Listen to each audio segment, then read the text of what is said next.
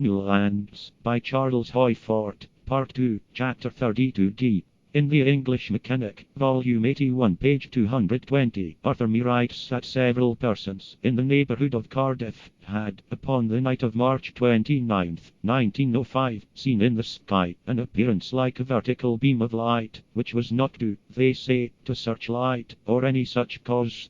There were other observations, and they remind us of the observations of Noble and Bradgate, August 28th to 29th, 1883. Then upon an object that cast a light like a searchlight, this time an association between a light like a searchlight and a luminosity of definite form.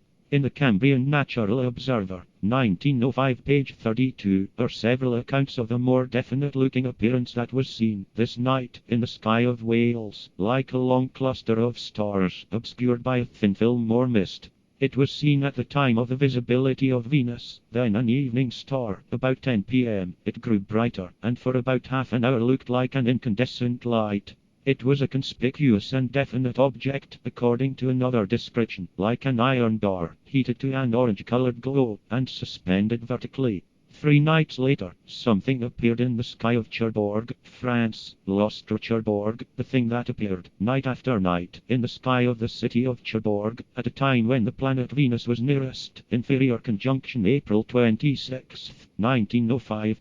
Flammarion, in the Bulletin de la Société Astronomique de France, Volume 19, page 243, says that this object was Venus. He therefore denies that it had moved in various directions, saying that the supposed observations to this effect were illusions. In L'Illustration, April 22, 1905, he tells the story in his own way, and says some things that we are not disposed to agree with, but he also says that the ignorance of some persons is inenarrable. In Cosmos, New Series, Volume 42, page 420, months after the occurrence, it is said that many correspondents had written to inquire as to L'Ostre Cherbourg. The editor gives his opinion that the object was either Jupiter or Venus.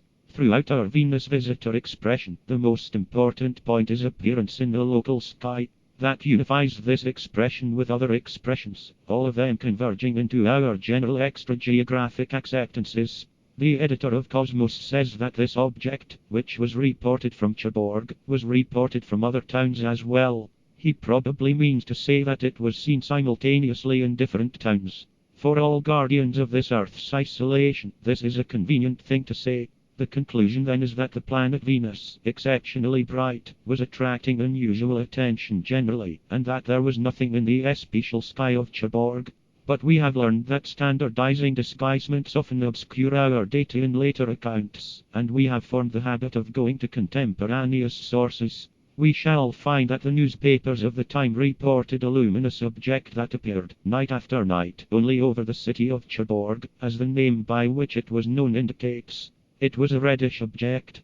The editor of Cosmos explains that atmospheric conditions could give this coloration to Venus. I suppose this could be so occasionally. Not night after night, I should say. We shall find that this object, or a similar object, was reported from other places, but not simultaneously with its appearance over Cherbourg.